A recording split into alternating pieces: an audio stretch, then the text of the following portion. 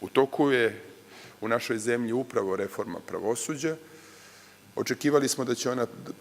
dati najbolje moguće rezultate već u ovim mesecima u kojima jesmo, ali će biti potrebne i određene popravke ovog reformskog postupka, ali pominjem reformu pravosuđa jer je ona pretpostavka slobodnog investiranja,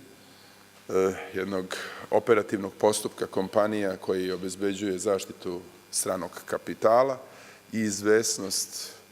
investicije u Srbiji. Verujem da ćemo taj proces reforme pravosuđa završiti u najskorije vreme i da će Srbija kao zemlja vladavine prava moći da bude ponosna u odnosu na sve ostale pravne sisteme koji danas postoje u jugoistočnoj Evropi, a poznata je činjenica da je to jedna od najvećih i najznačajnijih sistemskih slabosti svih tržišta i pravnih poredaka u jugoistočnoj Evropi.